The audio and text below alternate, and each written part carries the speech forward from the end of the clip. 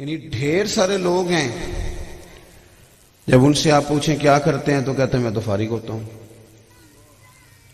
کس طرح وہ وقت گزرتا ہے، کس طرح وہ لمحات گزرتے ہیں جن میں آپ مستقل بنیادوں پر فارغ ہیں اور آپ کچھ نہیں کر رہے، اور آپ صحت مند بھی ہیں، تندرست بھی ہیں، آنکھیں روشن ہیں، دل دھڑکتا ہے، کان سنتے ہیں، سارا کچھ اللہ نے دیا ہوا ہے، وقت کیسے ضائع ہوتا ہے؟ دوستو، زندگی کے اندر انسان کو ابس نہیں گزارنا کچھ بھی۔ اچھا، اگر کچھ لوگ کرتے بھی ہیں تو وہ ڈسکس کرتے ہیں، کچھ لوگ کرتے بھی ہیں اگر تو وہ دوسروں کی بات کرتے ہیں، اگر وہ کرتے بھی ہیں تو مایوسی کی بات کرتے ہیں، اگر وہ کچھ کرتے بھی ہیں تو بس یہ طے کرتے ہیں کہ فلانا فلانا کیا کچھ کر رہا ہے۔ او خدا کے بندو، زندگی میں کچھ کر گزرنا، کچھ ترجیحات کا تعین کرنا۔ نبی پاک صلی اللہ تعالی علیہ وسلم نے فرمایا وہ خوبصورت مسلمان ہے، اس کا اسلام خوبصورت ہے جو بے مقصد چیزوں کو چھوڑ دیتا ہے، مقصدیت کو حاصل کرتا ہے اور مقصد کے تحت کچھ لے کے وہ آگے چلتا ہے۔ اپنی زندگی دیکھی، حضرت مولا علی شیر خدا کرم اللہ تعالی وجہہ الکریم بڑی چھوٹی عمر میں کلمہ پڑھا، اور جب حضور نے سارے خاندان والوں سے پوچھا کہ دین کے معاملے میں میری مدد کرو گے تو کوئی نہ بولا سوائے مولا علی کے۔ یا رسول اللہ، میں مددگار بھی بنوں گا، ساتھ بھی چلوں گا۔ پھر حضرت مولا علی رضی اللہ تعالیٰ عنہ ہر میدان میں حضور کے ساتھ، بدر میں، احد میں، خیبر میں، ہر جگہ ساتھ۔ ساری زندگی انہوں نے دین کے مددگار بن کے گزاری۔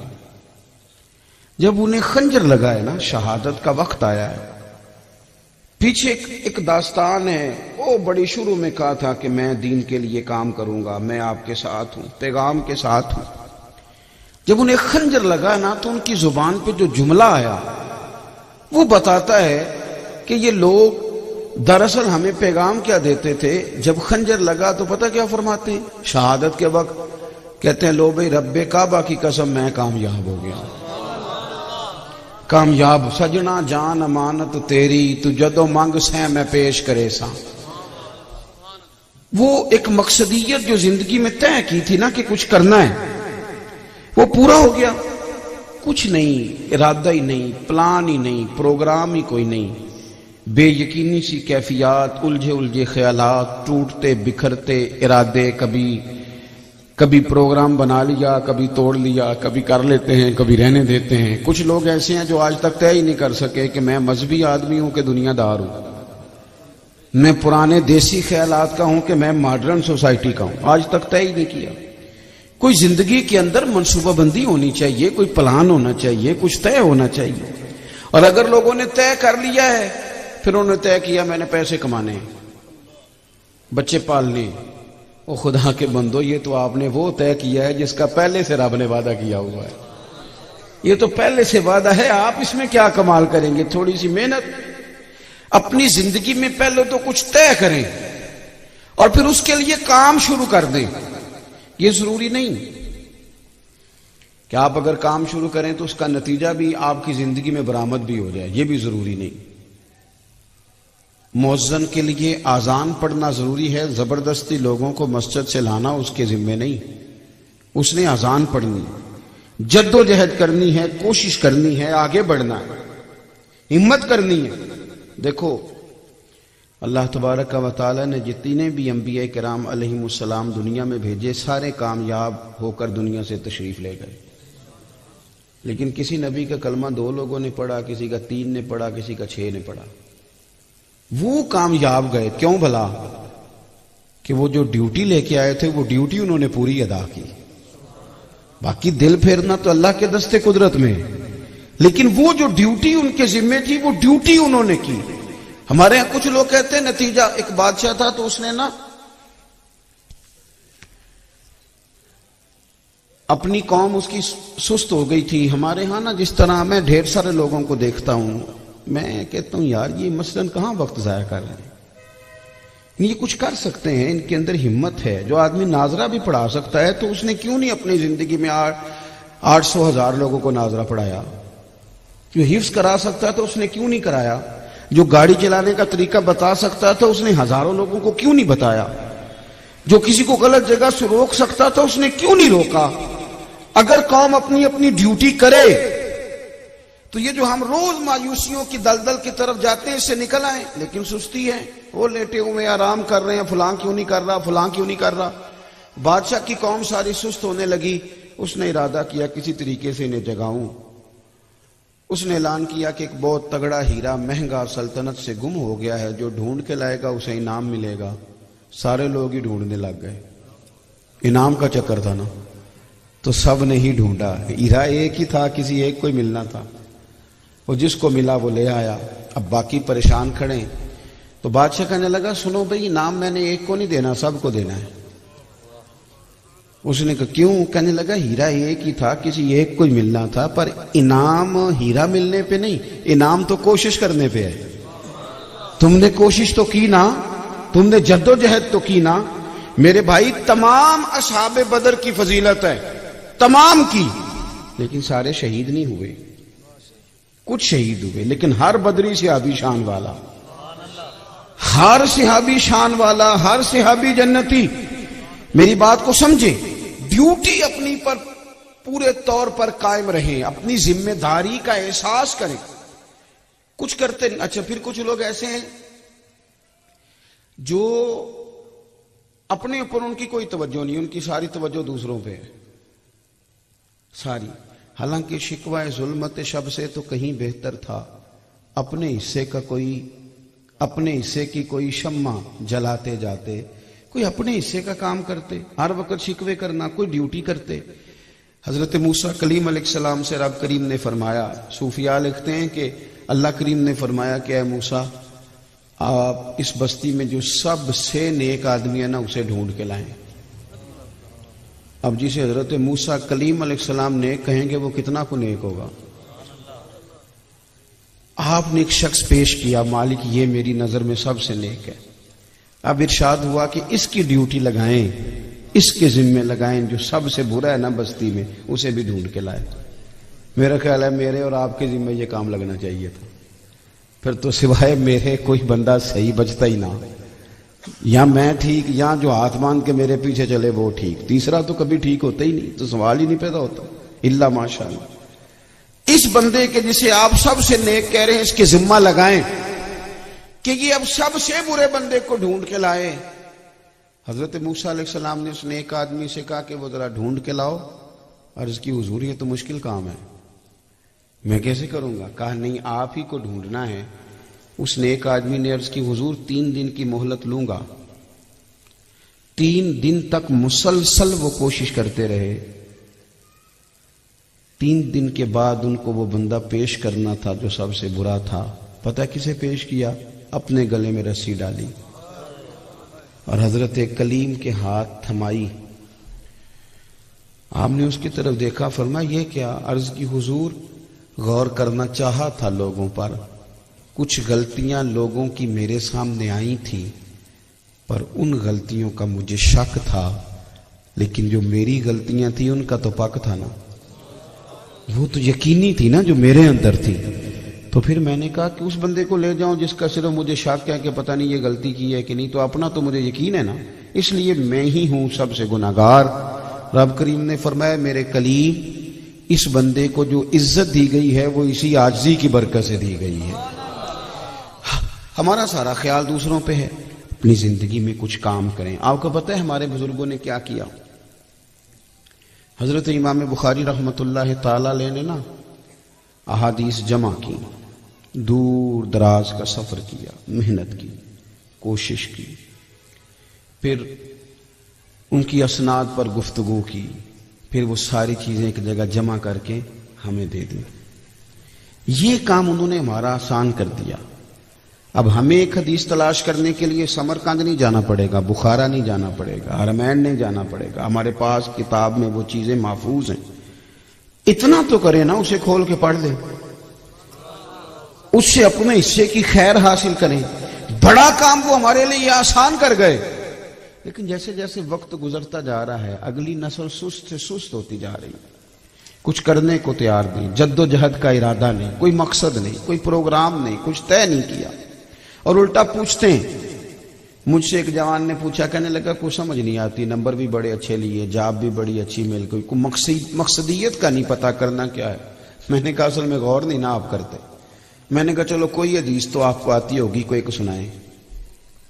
کہنے لگا ایک میں نے بڑی شوق سے یاد کی تھی، ہمارے اسکول کے کورس کی کتابوں میں حدیث لکھی تھی کہ تم میں سے بہتر وہ ہے جو دوسروں کے حق میں بہتر ہے۔ تو میں نے کہا یار اسے ہی مقصد بنا لے، تو ارادہ کرنا میں نے اپنے استادوں کے حق میں بہتر بننا ہے، میں نے اپنے ماں باپ کے حق میں بہتر بننا ہے، میں نے اپنے بہن بھائیوں کے حق میں بہتر ثابت ہونا ہے۔ میں نے یہ نہیں کہنا کہ پڑوسی مجھے کیا نفع دیتے ہیں، یہ سوچنا ہے کہ میں ان کا کیا فائدہ کر سکتا ہوں۔ آپ اس کو مقصد بنا لیں، یہ آپ کے لیے مقصد بن جائے گی۔ آپ ارادہ کریں کہ میں نے سسرال والوں کے حق میں بھی بہتر بننا ہے، فلاں کے حق میں بھی بہتر بننا ہے، میں نے شاگردوں، مریدوں، عقیدت مندوں سب کے حق میں نے ہمارا پروگرام بن گیا کہ مجھے لوگ نفع کیسے دے سکتے ہیں، میرے کوئی کام کیسے آ سکتا ہے۔ ہمیں حضور نے مقصد دیا کہ تم یہ مقصد بنا لو کہ تم کس طرح کسی کے کام آ سکتے ہو، تم کس طرح کسی کی خدمت کر سکتے ہو، تم کس طرح کسی کو چیزوں کو طے کر سکتے ہو، کوئی مقصدیت ہو، پھر اس کے لیے جد و جہد ہو تو وہ بھی صحیح والی ہو، صحیح والی یعنی کوشش والی ہو۔ میں کہہ چکا ہوں کہ یہ ضروری نہیں کہ نتیجہ سویرے نکلے، یہ ضروری، توجہ ہے میری بات پر۔ وہ درویش کہتے ہیں کہ ایک علاقے میں کوئی بیماری بار بار پھیلتی تھی،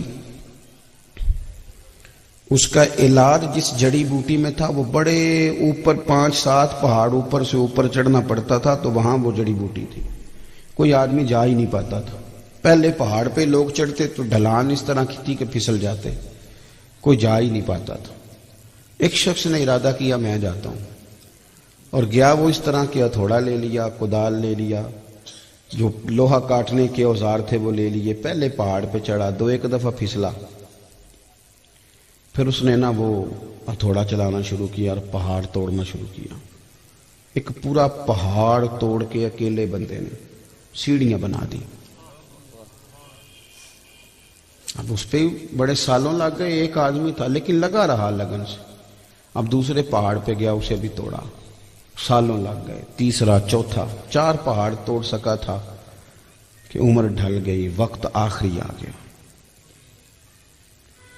اب وہ جب آخری وقت آ گیا تو 4 پہاڑ کاٹ چکا تھا، وہاں تک سیڑھیاں تھی، لوگ آتے جاتے تھے، لوگ اس کے قریب آئے، تو ایک شخص نے کہا کیا ملا تجھے؟ پہنچ تو پھر بھی نہیں سکا، 3 تو پہاڑ ابھی بھی باقی ہیں، یا 2 تو ابھی بھی باقی ہیں، 3 تو نے کاٹے، سیڑھیاں بنائی، اور 4 تو نے کاٹے، تو تیرا وقت آ گیا۔ اس نے کہا تم سمجھے نہیں، میں بڑا کامیاب ہوا ہوں، میں نے نا آدھے سے زیادہ سفر آسان کر دیا ہے، اب جو میرے بعد سفر شروع کرے گا وہ 5ویں سے شروع کرے گا۔ میں نے آدھے سے زیادہ لوگوں کا سفر، وہ کسی کا آدھا سفر ہی یار آسان کر دیں، کسی کا تھوڑا سا سفر ہی آسان کر دیں، کچھ تو لوگوں کو مشکلات سے نکالنے کی جد و جہد کریں، کوئی تو ارادہ کریں اپنی، اور پھر مقصدیت ہو اس میں، بے مقصد نہ ہو۔ آپ دیکھیں نبی پاک صلی اللہ تعالی علیہ وآلہ وسلم مقصدیت کی بات کی طرف لوگوں کی رہنمائی کرتے۔ ہاں یہ امت وسط ہے، ایسا نہیں کہ جس طرف نکلے تو پھر نکل ہی کھڑے ہوئے۔ حضرت سلمان فارسی رضی اللہ تعالیٰ عنہ کو جب پتہ چلا نا کہ حضرت ابو درداء رضی اللہ تعالیٰ عنہ تو ساری رات ہی نفل پڑھتے ہیں اور ہر روز ہی روزہ رکھتے ہیں، تو ان کے گھر تشریف لے گئے، بھائی بنے ہوئے تھے، تو رات کو وہ عشاء کی نماز کے بعد بستر آیا تو ایک بستر منگایا حضرت ابو درداء نے، حالانکہ حضرت سلمان فارسی ان کے مہمان تھے۔ فرمایا کیوں منگایا؟ فرمایا تمہارے لیے منگایا، میں نے تو ساری رات نفل پڑھنے۔ آپ فرمانے لگے دوسرا بستر بھی منگا، عشاء پڑھ لیا، اب سو، تہجد میں تو بھی اٹھے گا اور میں بھی اٹھوں گا، سو۔ تو حضرت ابو درداء رضی اللہ تعالیٰ عنہ سو گئے، ایک کا دفعہ اٹھنے کا ارادہ کیا تو حضرت سلمان فارسی کہنے لگے سو جا چپ کر کے، تہجد میں اٹھیں گے۔ تہجد میں اٹھے، صبح انہوں نے کہا میں نے روزہ رکھنا ہے۔ فرمایا نہ بھائی کل رکھا تھا نا، آج کھانے پینے کا دن ہے، کل پھر رکھیں گے، یہ نفلی روزے ہیں، سو میں وصال ٹھیک نہیں، ایک دن روزہ رکھو، ایک دن افطار کرو، اسی میں بہتری ہے۔ اب حضرت ابو درداء کی طبیعت پر کچھ بوجھ تھا، انہوں نے محسوس کیا بات کو لیکن کہہ کچھ نہ سکے. صبح حضرت سلمان فارسی انہیں لے کے حضور کی بارگاہ میں حاضر ہوئے. عرض کی یا رسول اللہ صلی اللہ علیہ وسلم مجھے ان کے گھر سے خبر ملی ہے کہ یہ ہر روز ہی روزہ رکھتے ہیں, ساری رات ہی نفل پڑھتے ہیں, پھر میں نے انہیں رات کو سلایا ہے, تہجد میں اٹھایا ہے اور آج روزہ نہیں رکھنے دیا. میں نے کہا ہر روز نفلی روزہ نہیں رکھنا چاہیے. تو اللہ کے محبوب فرمانے لگے ابو دردہ سلمان ٹھیک کہتا ہے. پھر فرمایا تمہاری بیوی کا بھی تم پر حق ہے, تمہاری آنکھ کا بھی تم پر حق ہے, اور تمہاری جان کا بھی تم پر حق ہے. اگر کوئی کام کریں تو اسے مرتب کر کے کریں, مرتب کر کے, ایسے نکل نہ جائیں. ایک سمت نکل گئے تو نکل ہی گئے, ایک طرف اگر ہو گئے تو پھر ہو ہی گئے, پھر پلٹ کر دیکھا ہی نہیں. مقصدیت ہو اس کے اندر, اس کا جو پورا مفہوم ہے اس کے مطابق اس کو لے کے چلا جائے. کچھ لوگ ایسے ہیں جنہوں نے کسی ایک چیز کو تھام لیا ہے اور اللہ خیر کرے وہ کہتے ہیں جو میں نے تھام لیا 100% یہی کرنا ہے, اس کے علاوہ کچھ اور ہے کرنا ہی نہیں. او بھائی اور بھی غم ہیں زمانے میں محبت کے سوا, اور بھی بڑی ساری چیزیں ہیں, اور بھی بڑے عنوانات ہیں, اور بھی بڑا کچھ کرنے والا ہے, اور بھی بہت سارا کام ہے. اقبال نے کہا تھا وقت فرصت ہے کہاں, کام ابھی باقی ہے, نور توحید کا اتمام ابھی باقی ہے. ایک تو با مقصد کام کریں, پھر اس کی نا اس میں حسن ہو, محنت کریں تو وہ دیکھیں نا, ایک آدمی بلا وجہ کسی کام کو لگ جائے جو اس سے ہو ہی نہ سکے, اور اس کام لگ جائے جو بالکل مطلب اس کو زیب بھی نہ دے. ہارون رشید بیٹھے تھے تو ایک شخص آ گیا, کہنے لگا جی میں نا کرتب دکھاؤں گا تو آپ خوش ہو گئے تو انعام پاؤں گا. کہا دکھاؤ. تو 12 سوئیاں تھی اس کے ہاتھ میں. سوئی کے پیچھے نا سوراخ ہوتا ہے, پنجابی میں لوگ اس کو نکا بھی کہتے ہیں. تو اس نے کہا دکھاؤ. اب اس نے پتہ کیا کیا, وہ سوئی کچی دیوار تھی سامنے, ایک سوئی اس پہ پھینکی, نشانہ اتنا تگڑا تھا کہ سوئی جا کے لگی. جب دوسری پھینکی تو وہ پہلی والے کے سوراخ میں لگی جا, تیسری پھینکی تو دوسری والے کے سوراخ میں. 12 سوئیاں وہ پھینکتا تو وہ کچھ فاصلے سے پھینکتا تو وہ سوراخ میں لگتی. جب 12 مکمل ہو گئیں تو لوگوں نے بڑی واہ واہ کی, کیا بات ہے, کیا بات ہے, کمال ہو, بلے بلے. کچھ نے 100-50,000 لوگوں نے اس کو انعام بھی دیے. اس کا خیال تھا ہارون رشید ذرا تگڑی رقم دے گا. اس نے بادشاہ کی طرف پلٹ کے دیکھا, کہا جناب آپ نہیں کچھ فرما رہے. تو کہنے لگا فرمانے لگا ہوں. جب لوگ فارغ ہو گئے تو اس نے سپاہیوں سے کہا اس کو پکڑو, ستون کے ساتھ باندھو اور 80 کوڑے مارو اسے. اس نے کہا بادشاہ کمال ہو گئی بھائی, بجائے اس کے کہ آپ انعام دیں آپ کوڑے مروا رہے ہیں. تو بادشاہ کہنے لگا کوڑے اس لیے مروا رہا ہوں کہ اتنا بہترین نشانہ رب نے دیا ہے اور تو مداری دکھانے میں ضائع کر رہا ہے. فوج میں بھرتی ہو, دشمن پہ نشانہ لگا, وہ کام کر جس میں قوم کا, امت کا, دنیا کا فائدہ ہو. تجھے اللہ تعالیٰ نے اتنا کمال دیا ہے, تو کہاں ضائع کر رہا ہے؟ علم و فن دیا اللہ تعالیٰ نے لوگوں کو, لیکن انہوں نے فروئی مسائل میں جھگڑ کے ضائع کر دیا. اتنی سونی آواز دی رب نے حضور کی ثنا خوانی کے لیے, 30-35 ہزار میں بیچ کے ضائع کر دی. اللہ تعالیٰ نے اتنا نوازا, تقریر کی قوت دی, لوگوں کو دین کے لیے مائل کیا جا سکتا تھا, لیکن 40 ہزار کی تقریریں بیچ کے ضائع کر دی, اپنا نقصان کیا. بڑے بڑے فنون جاننے والے لوگ, لیکن وہ اپنی ذات کے چنگل سے باہر ہی نہیں آ سکے. بڑا کام کر سکتے تھے, بڑا دنیا کو نواز سکتے تھے, فیض آور ہو سکتا تھا ان کا پیغام, لیکن وہ سطحی باتوں میں الجھ گئے. سطحی, یہ میری ملت کا جوان, یہ خوبرو, یہ جیتا جاگتا, بولتا, بات کرتا, سارا وقت تصویروں میں ضائع کر دیتا ہے. اپنی بہترین صلاحیتیں گپوں میں ضائع کر دیتا ہے. فلاں ہوٹل پہ روٹی کھانے جائیں گے, فلاں سیرگاہ میں سیر کرنے جائیں گے. او خدا کے بندے اٹھ باندھ کمر, کیا ڈرتا ہے, پھر دیکھ خدا کیا کرتا ہے. تیرے اندر تو انقلابی سوچ ہونی چاہیے, تو بدل دیتا ہواؤں کا رخ, تو انقلاب برپا کر دیتا سوسائٹی کے اندر, تو اس طرح کا. اور پھر عجیب تماشا ہے, باہر جانا ہے, کوئی مہربان ہو جائے, کوئی سفارش مل جائے, او خدا کے بندے تجھے تو چاہیے تھا کہ تیرا لہجہ اس طرح کا ہوتا کہ تو سینکڑوں لوگوں کا سہارا بن جاتا، تو پورے خاندان کو اٹھا کے چلتا، تیرے اندر بیداری ہوتی، تیرے اندر خودداری ہوتی، عزت نفس اور وقار ہوتا۔ کیا کریں بڑے بڑے اب تو بعض لوگوں کی باتیں سن کے ان کا چہرہ دیکھ کے ان پر ترس آتا ہے کہ یار تو کتنا بڑا آدمی ہے، تو کہاں الجھا ہوا ہے، تو کیا دے رہا ہے قوم کو، کن چیزوں میں الجھا کے رکھ دیا۔ خدا جانے قوم کا حال کیا ہوگا، مسائل نظری میں الجھ گیا ہے خطیب، یہ پتہ نہیں کن باتوں میں الجھ گیا ہے۔ اس کو تو بڑی بات وہ حضرت حسن بصری رحمت اللہ علیہ سے آ کے کہا ایک جوان نے کہ حضور میں بڑا پریشان تھا، روٹی کہاں سے آئے گی، آج مجھے پتہ چل گیا رب کتنا مہربان ہے۔ جی کیا ہوا جی؟ کہنے لگا جی میں نے آج جنگل میں گیا ہوں، ایک شیر دیکھا، اس نے ایک بکرا شکار کیا، خود کچھ کھایا اور باقی بچا کے وہ پہاڑی پہ چڑھا۔ میں نے دیکھا ایک لومڑی آنکھوں سے اندھی بیٹھی تھی، اس نے باقی کا اسے کھلایا۔ تو اب میں نے نہیں پریشان ہونا، رب تعالیٰ اگر لومڑی کو رزق پہنچاتا ہے تو مجھے بھی پہنچائے گا۔